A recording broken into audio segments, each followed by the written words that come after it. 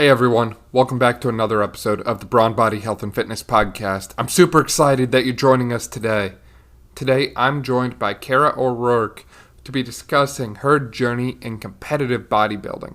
Kara was diagnosed with type 1 diabetes, as she'll be discussing today, and Kara did not let that hold her back or slow her down.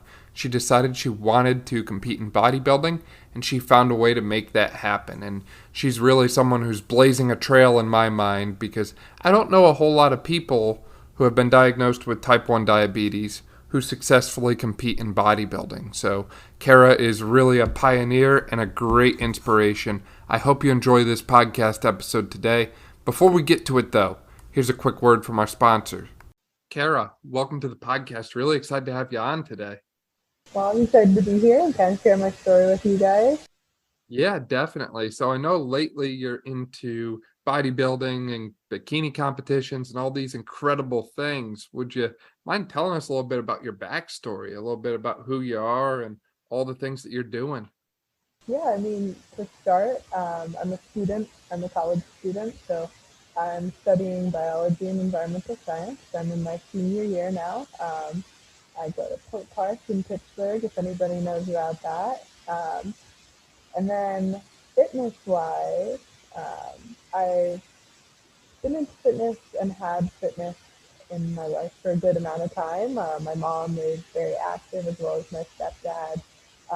But I definitely started not very much in the bodybuilding realm. I started on the flip side. I started as a ballet dancer, actually, which was fun and definitely I started even that a little bit later than normal.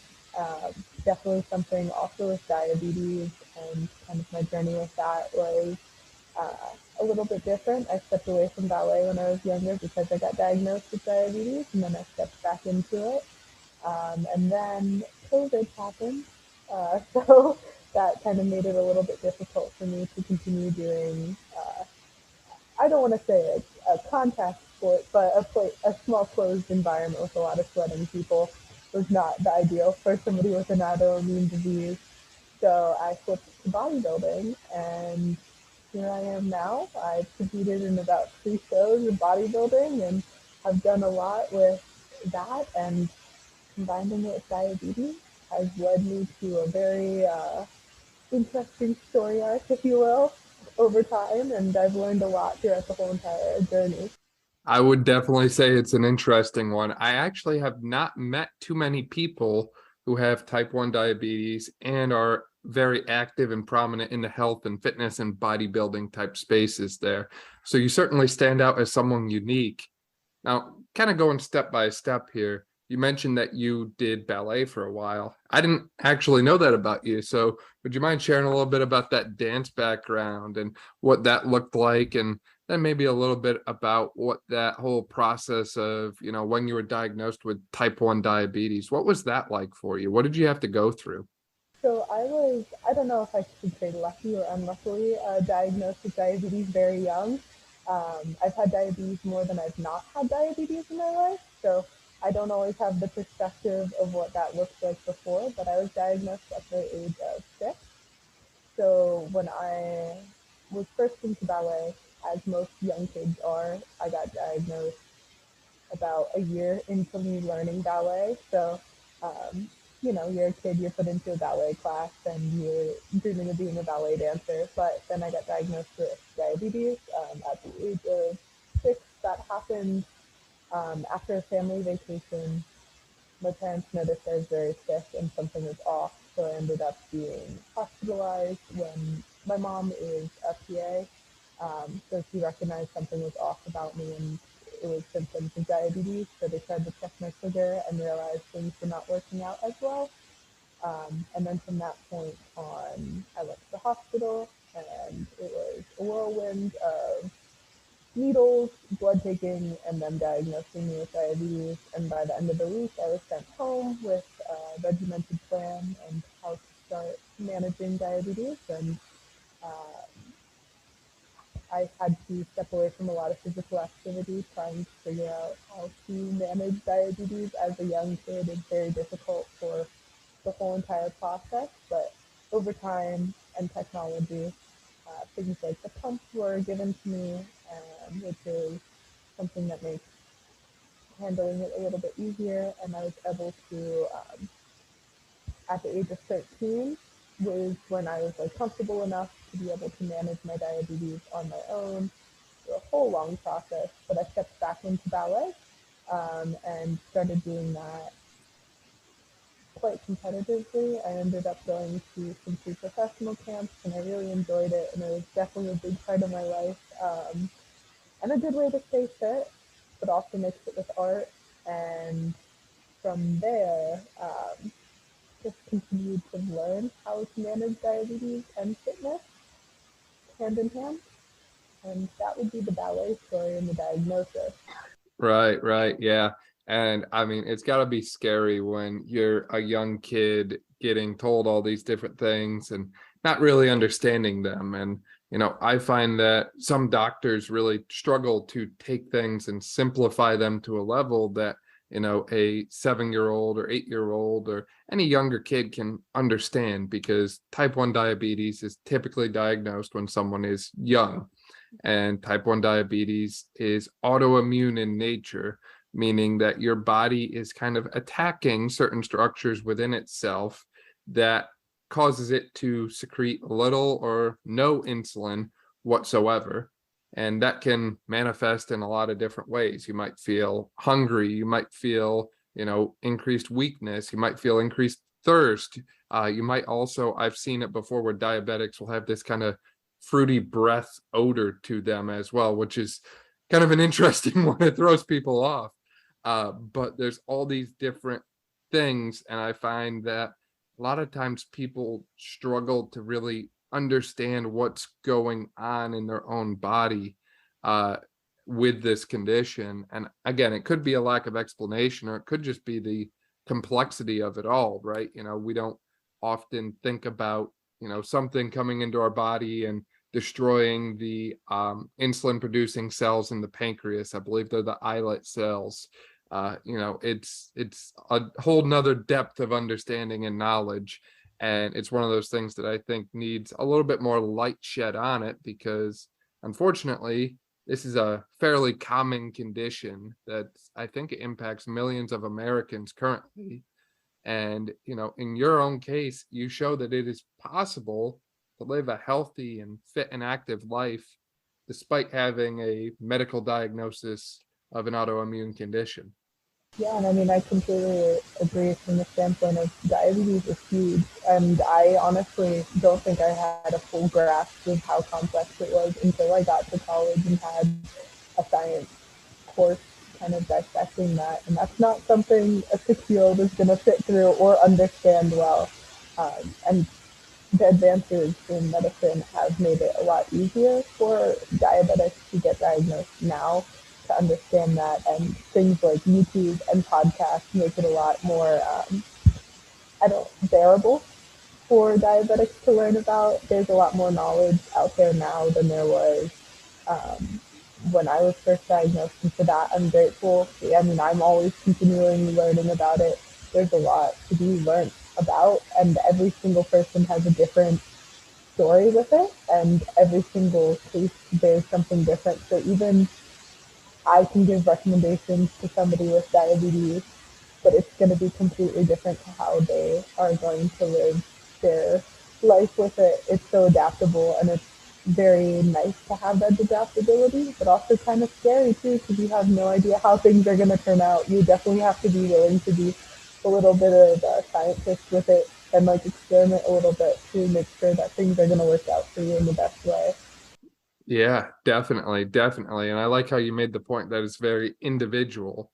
And as I mentioned before, I haven't met a whole lot of individuals who have type 1 diabetes and compete in bodybuilding, but I know you.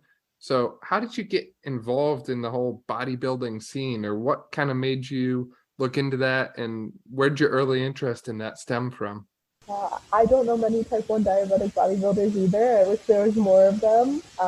But to start out, so I guess COVID would be the big turning point for me.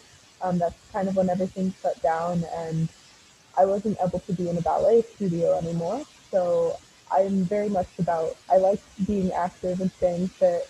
Um, and at that point, I needed to find something that I could do individually. And at my house, we had dumbbells, we had a little bit of weight equipment here and there because my mom is physically fit. My stepdad's a personal trainer for his job as well, an accessory to that. So we had some stuff around the house that I could use to kind of get into that. So that was definitely the start of me getting into fitness. More into lifting. And then from that point, once things started opening up again, I actually got a job at Planet Fitness because of that passion. And I felt like it was a good place to work uh, that supported this kind of like healthy mindset goals. And it continued from there. I continued lifting and kind of progressing more and more. And once you get to a certain point of lifting, I continue to like to push myself more and more and like see how far I can go. Uh, and bodybuilding was the next step to that. It was also something I've looked up to a lot. I see a lot of people that their mindset and their goals and the way that they take care of their body is something I really aspire to do. And there's a lot of people I look up to in the sport. And I figured if they can do it, why would I not try? I hadn't seen anybody who was a diabetic who did it, and to do that, I knew I needed a coach and somebody who would be able to guide me to make sure I didn't damage my body and make sure my doctors were okay with it. But from that point, I was like, okay. In about January this year, I found a coach that I liked. I had been working with them for a while. They had nutrition background as well as a degree in it. And I felt comfortable with that coach helping me to progress into bodybuilding. And I figured if somebody's going to do it, why not be me? And try it myself. So that's kind of how I started the bodybuilding. I love that attitude and I love that mindset. And as you mentioned, there's a lot of unique considerations that go into not having the ability to produce insulin, which kind of helps regulate your blood sugar, and exercise, which is something that's going to break down tissue to alter your blood sugar. It might increase, it might decrease, it's going to fluctuate a little bit. So, what kind of things have you had to take note of or kind of change in your day-to-day life with exercise and having type 1 diabetes? Have you had to do anything different or? I guess the best way for me to kind of lay it out would be the regular diabetic versus kind of like a bodybuilding diabetic mindset. So like a regular diabetic with fitness is going to do 10 basals and kind of lower the amount of insulin they're giving themselves when they're exercising. They're also going to, when you exercise normally, you do it once per day for a certain amount of time. You usually know when that's going to be and how much that's going to take out of you. So you know when to eat around it and stuff like that. So you would know, okay, if I'm going to work out at 6 in the morning for an hour, I'm going to go a little bit low. My blood sugar is going to decrease after exercising. So I'm going to need to fuel myself. Now with bodybuilding, you want to be in a calorie deficit most of the time to lose a good amount of body fat and weight. With being a diabetic, though, that means fasted cardio, which is cardio before eating. So that's cardio first thing in the morning. Then you have a workout, so strength training. That can be up to 2 hours, depending on your program and how hard you're pushing. And then afterwards, that post-workout cardio. So that can be anywhere from 15 to 45 minutes of cardio. So when you're a diabetic, that's a lot of calorie decreasing and a lot of low sugar potential right there. So things to consider with that, like things I need to do as a diabetic to make sure I can do that. Okay, I have those temp basals, which is again pausing the amount of insulin your body's getting delivered. So I have a pump, which is nice and awesome and makes my life a lot easier, and I'll get into that in a little bit. Um, and I also carry glucose pads with me all of the time. So when my sugar goes low, that's what I use to make sure my sugar goes up. And then the big thing a lot of people ask about is my diet. Um, for bodybuilding, yeah, your diet's different, but luckily for me, with how long I had been with my coach, we were able to figure out the perfect combination to make sure that my body would be fueled enough, have enough fat and enough carbs. So in the end, some people can get into a really low calorie deficit to be on stage. But because I was a diabetic, something we had to consider was I can't be in that low of a deficit because my body cannot handle that safely. So in the end, I was at 13,000 calories, which for a bodybuilder on show day is quite good for what I was doing. That also means a lot of those calories were carbs and protein and fat to make sure that my body was able to withstand everything we were doing to it. Yeah, that's awesome insight. And, I think it's essential for people who are listening, especially if they're personal trainers, strength coaches, any kind of health and fitness professional. I'll even go out and say PTs, chiros, that sort of thing, to realize that if they're working with someone who has diabetes, it's essential to have the ability to check their blood sugar and also have access to something that will increase their blood sugar level just in case it starts to dip too low in response to exercise. Because, a lot of people out there, I don't think, pay attention to those things or think about those things, right? Like, we don't often monitor blood sugar during exercise, but in someone who has diabetes, you really have to. And if you start seeing things like confusion or profuse sweating, or you start smelling that fruity breath, which we talked about earlier, that tends to be more of a high blood sugar thing instead of a low blood sugar thing. But if you start to notice things are a little bit off and not what they seem, that's when you really need to stop and assess and go from there. But if you don't have the ability to assess that person in front of you, then how are you going to do them correctly or do them right? I guess I'm trying to say. And I think that's something that's often missed by a lot of people because they aren't familiar with a population like this. And I'm glad that you were able to seek out someone who was, because it sounds like you've been able to do some incredible things as a result of seeking out the proper guidance and insight. Yeah, definitely. And I will say my coach has been open for me. I've been a diabetic for a long time. Luckily, I know a lot of my signals and my signs as well as how to regulate my own diabetes, which has been really helpful in this. And I'm lucky and privileged to be able to have such a good control of my diabetes. Um, and being able to share that knowledge with a coach makes it so that they are able to help treat me as well. And like you were saying, things like knowing when your sugar goes low. I have a continual glucose system, which is able to track my sugar. I'm able to look at it on my phone right now to see where my sugar is, which is first off amazing to me because that didn't exist 2 years ago. That's crazy to be able to see where my sugar is on my phone and send that to my doctors now. But before that, it was, oh, my hands are shaky now. Okay, I'm gonna go check my sugar, and that's gonna take 15 minutes to bring up from there versus, oh, I can just eat this glucose pad and be fine, and everything will be regulated in the next 5 minutes. So there's definitely been a lot of changes with that, and people who don't have the glucose monitors definitely do have to monitor in a different way, even than I do now. And there's a lot of different changes with that. Just being a diabetic doesn't limit you from those opportunities to be in fitness and do those things, but it does not make it easier. That's for sure. You have to think about things like, is my sugar dropping low, or am I tired, or am I hungry? And these are kind of things I don't think people who normally lift or normally bodybuild have to think about all of the time. You're definitely more regimented and more on top of your stuff. You're very able to tell when things are off, which is a blessing and a curse because you're like, oh, my sugar's low versus, oh no, I just want my next meal. Right. And the thing I find really interesting about that continuous glucose monitoring is it opens up a whole new world of possibilities for understanding what is impacting your blood sugar, because obviously activity and food do. There's a lot of other things too, right?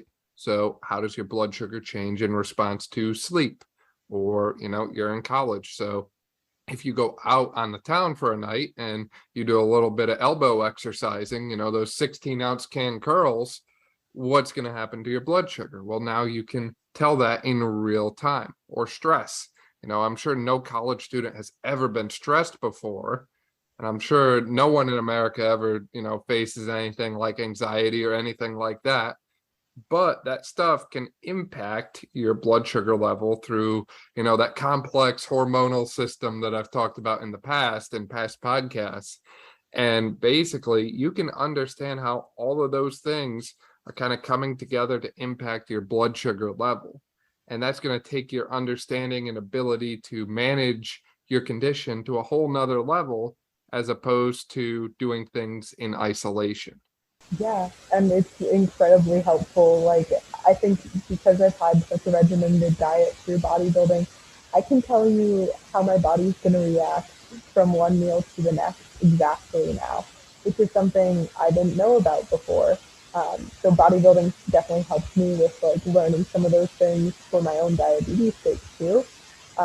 But it is incredibly helpful having that continual glucose monitor because I know for myself personally, after I walk for 30 minutes, my sugar is going to drop about 20 points. And that's something I wouldn't have known before without that continual glucose monitor. And I know it's going to regulate right afterwards. Those are things that I would not have known without the continual glucose or without bodybuilding and being so on top of, on track of what's happening for my sugars because it's important both for my health, but also like my progress. Now, I'm curious, how about cheat meals? What does a cheat meal look like for you, right? After your competition or your show and you want to reward yourself for a job well done, what does that look like and how do you kind of manage that whole process? So for me, I recently just finished the show and I had a cheat meal afterwards, but my cheat meals look a little bit different. And to give you guys perspective who aren't in the bodybuilding world or necessarily know your body's been in a deficit for me, it was 25 weeks or something at that point, which had been a long time. That's a good amount of time to have only been eating things in small amounts. But as a diabetic, introducing, and just as a competitor, introducing a lot more food back into your body's not going to love it. It's going to have a reaction to it no matter what, even if it's the healthiest thing. So for me, my post-show meal was mahi mahi on a bed of rice with squash, which is not the most, it was exactly what I was craving and exactly what I wanted. But after that, then I had some cheesecake and a cookie that was made for me. So not anything ridiculous or crazy, but it did cause my sugar to shoot up right afterwards because my body wasn't used to it. And like without my continual glucose monitor or anything like that, I wouldn't have been able to know that. I had an idea that was going to happen just because your body's not used to it, and I was prepared for that. But it does make you feel awful, which is not a fun feedback of being a competitor to get punished for eating healthy afterwards. But that is something that like reverse dieting and everything like that would definitely help over time. Yeah, definitely. And one, I give you full credit for picking the mahi mahi. That's my favorite kind of fish. I love to get a nice piece of blackened mahi mahi. So huge respect for that. And two, as we talked about earlier, everything is individualized and everything's going to look and feel different. And, you mentioned that you were able to have a piece of cheesecake and a cookie and your blood sugar spiked up. Well, some people who, say you have someone who has type 1 diabetes, they might be able to eat an extra cookie, a second cookie before they get to that level. And likewise, you might have someone who can only eat the piece of cheesecake before their blood sugar hits that level. So everyone responds a little bit differently and a little bit more unique to the foods that they're putting in their body for a variety of reasons. And I'd also be really curious to see what a normal blood sugar response is to something like that, right? Because if I go out and I reward myself and I eat a ton of sugar, I feel like crap myself. So I'm kind of curious, like, what does my blood sugar level get to if I went out and I did something like that I haven't done in a while? Because it's one of those things that I think people can be surprised by how much their physiological values and lab values and all these different things can change in response to simple things in their life, right? Like you can even look at some of these guys anymore. I'll pick on the guys because, I'm a 24-year-old guy. I feel like I can pick on myself. But some of these guys in today's age are, sleeping 4 or 5 hours a night. They're not doing anything physically active. They're not eating a healthy diet, and so on and so on. And one of the implications of that is your blood testosterone levels drop. And I think that a lot of guys these days are really surprised and a little bit scared when they read these different articles that show that the average male testosterone level now is significantly lower than it was about 50 years ago, right? So it's one of those things that every little value can be impacted by a variety of things, like we talked about earlier, and recognizing that, you have to have good understanding of how your body adapts and changes in response to the different stimuli that you put on it is essential. Agreed. And I mean, something I always kind of put into perspective of with friends and everybody like that. How do you feel after eating Thanksgiving dinner? Like everybody's gonna feel sleepy and tired. They're gonna feel full. It's your blood sugar is gonna be elevated. You just ate a whole bunch of carbs with stuffing and everything like that. Naturally, your body's gonna have a higher sugar. Your sugar is not gonna be hopefully as out of whack as mine would be. Even with proper coverage as a diabetic, like sugar rising is something that's going to happen, especially if you've been in a deficit for a really long time. But yeah, I mean, even if you guys go out to dinner, say you have a nice meal at Chipotle and you eat a whole bunch of rice and everything like that, even if it's healthy, your sugar is going to increase. But it is something that I know about because of being a diabetic, but a lot of people don't take into consideration, oh, my sleep, my diet, my exercise is all affecting that. And if people put into consideration more how their blood sugar is affected, they might consider some of their choices a little bit more, which is never a bad thing. And there's actually been some research done and some trials starting to be done with male bodybuilders wearing continual glucose monitors to see how their body reacts with their carbs and how they carb cycle and stuff like that, which is really interesting to me to see how that ends up.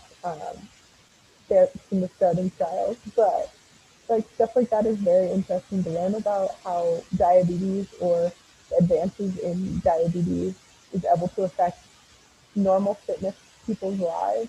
I think it's quite interesting to see how it can both help diabetics and help people who are just into fitness because there's a lot of different ways it can play into it.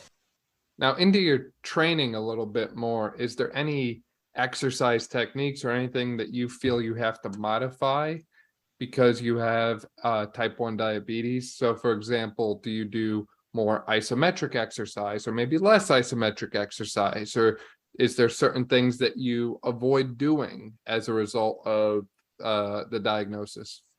Honestly, for me, no, I don't limit myself at all because of my diabetes. I can do anything. And I enjoy heavy lifting. I like pushing myself more.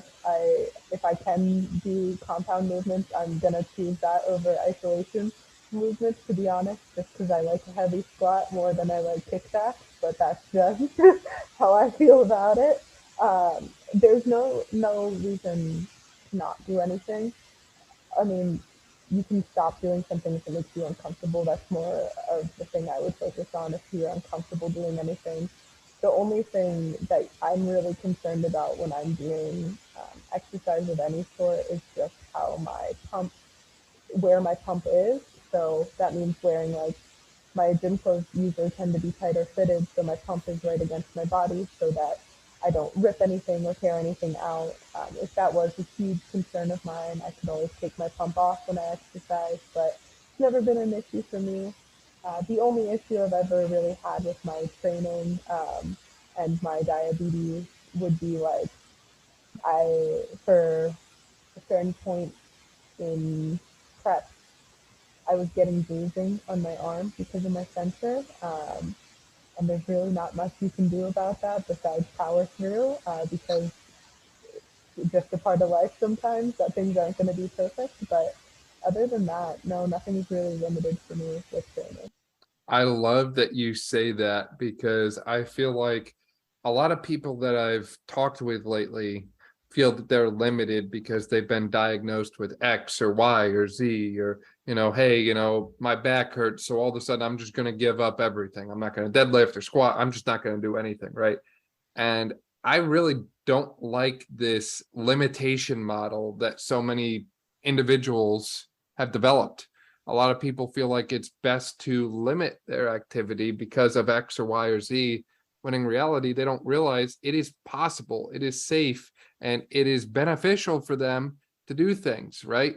If you have obesity, you can exercise safely. If you have high blood pressure, you can exercise safely. If you have back pain, guess what? You can exercise safely. And all the way up to where we are right now, if you have type 1 diabetes, you can exercise safely. You can lift weights. You can overload. You can do all these amazing things, but you have to be smart about it. You have to be safe about it. As we were talking, you watch your blood sugar levels. You keep glucose on hand in case it is a little bit low, and you're able to adjust and manage your condition appropriately. And I think that, if people take nothing else away from this, I think it's essential for them to realize, like, look, you're not what has happened to you, but you're what you choose to become. And just because you're given some kind of diagnosis, I don't care what it is, that does not mean that you should abandon all hope and you're never going to do anything again. You can find a way to do the things that you love to do and enjoy doing, one way or the other. Exactly. It's not about what you can't do, it's what everything you can do. And if you look at life more as an opportunity to get things done, you're going to be able to do a lot more versus a limited mindset. If I approached bodybuilding and was like, oh, what am I not able to do? I would be in a much different situation than approaching it and being like, what are all of the things I can change to make this something I can do? And yeah, you might have some things that are going to make it a little bit difficult, but that doesn't mean it's impossible. It's definitely something you can overcome. And I think I'm a living example of that. And there's many other people who can show that just as well as I can. Don't limit yourself. Exactly. And I I don't want to take words from your mouth, but I'm guessing you're probably going to look to inspire and motivate other individuals who have been in similar places to you to go out there and pursue their dreams and goals and ambitions, especially as it relates to health and fitness. Yes, especially diabetics. That's like my biggest thing. I wish there was somebody who was able to show me that it could have been done. And I'm willing to stand here and be that person for somebody else. I hope I am able to show other people that you are able to do whatever you put your mind to. There's literally nothing stopping you. If I can get through what I have to be able to accomplish my goals, you can definitely do it as well. And I don't think there should be any reason to stop yourself from doing that. And I just hope that diabetics are able to adopt that mindset and be able to see that a little bit more often. And I definitely think it's happening and will continue to happen as more and more people get into fitness. Definitely. Now, speaking of the future and all, what's next for you? I mean, you're wrapping up college soon and all these different things. What's on the horizon for you, Kara? Well, I have finished college quite fast. I'm only 20, so I went through college in 2 years. So I'll be finishing 2 years early. So I gave myself a lot of time to figure things out, if you can tell. But I am very much in the environmental field. So I think I'm definitely going to continue doing bodybuilding. I'm looking to get into personal training and kind of expand that side of my life as well, because it is something I very much genuinely love and would like to do and help people on the side with. But for career-wise, I'm looking into being a park ranger. It's something I did this summer as an internship, and I absolutely loved it. So environmental is something that I'm also really passionate about and kind of working for the science side as well. So trying to help our Earth a little bit more and help people connect to Earth and our resources like that would be something I'm passionate about. So combining both fitness and environmental is definitely something I'm looking towards. So you're telling me you might open up like an outdoor gym or something like that, right? people for hikes or introduce people to the outdoors. I'm like game for anything. What's the go-to hiking snack? Oh, I'm a big trail mix person. Not gonna lie. Okay. Yeah, Okay. like if it has like dried cherries in it and like some chocolate and cashews, that's perfect for me. I love it. I love it. Kara, this has been a great episode so far. Do you have any kind of other thoughts or remarks or anything else that you want people to remember and really take away from our discussion? Honestly, I just want to remind people that like you can do it.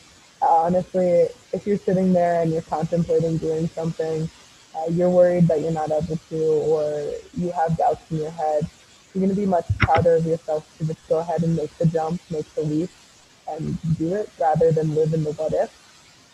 If anything, I'm just going to recommend that everybody listening go out and do the thing they've been thinking about doing for the past 2, 3 weeks. I'm just going to remind you that like it's worth it and it will pay off just to get it done. Yeah, definitely, definitely. And I'll add on to that a little bit. If you're someone listening, because I know we get some strength coaches, some physical therapists, and healthcare providers, doctors, that sort of thing. And if you're listening and you're just kind of uncertain and unsure about this whole, all of a sudden I have a patient with diabetes and I'm not sure how to handle it and I'm not sure how to manage their condition, then take the time and read up on it or find a specialist and refer, because it's one of those things that managing a condition like this properly can literally make or break someone's, the rest of their life, really. And, if you take someone like Kara and you impair their ability to manage their own condition, then you're going to impact every aspect of their life, from exercise and fitness to their overall sleep to their overall mental state. So if you feel unsure and uncertain about it, it's always best to kind of educate yourself as much as you can and reach out to people who have done this time after time after time, because that's going to serve the person sitting in front of you the best. Kara, for people who want to follow up with you online or reach out to you, how can people find out more about you? So my best platform that I'm on the most is Instagram. My Instagram's Kara Lift. I have my email linked there as well. If you guys have any questions about diabetes, lifting, bodybuilding, how I got started, or any questions about kind of my journey, go ahead and like shoot me a DM. I'm a little slow sometimes, but I will answer. I promise you. And email is also if you have any kind of like long form questions that you want to send me. I'm more than happy to help with anything diabetes related and give my advice if I can. Those are the best ways to contact me, and that's where I am the most. And you can see where I'm going and what's happening with my life from there. Awesome. Awesome. We will link to all of that below in the description. So if you didn't quite catch any of that, you can just click there and check out Kara's pages. Kara, really appreciate your time. This was great. Thank you for having me. I really appreciate it. Thank you so much for listening to this episode of the Brawn Body Health and Fitness Podcast. If you liked this episode, please make sure to share it with a friend, subscribe so you don't miss any of our upcoming episodes, and leave a review. This way we can spread knowledge and motivation and help reach more people. Thank you again for listening, and I'll see you next time.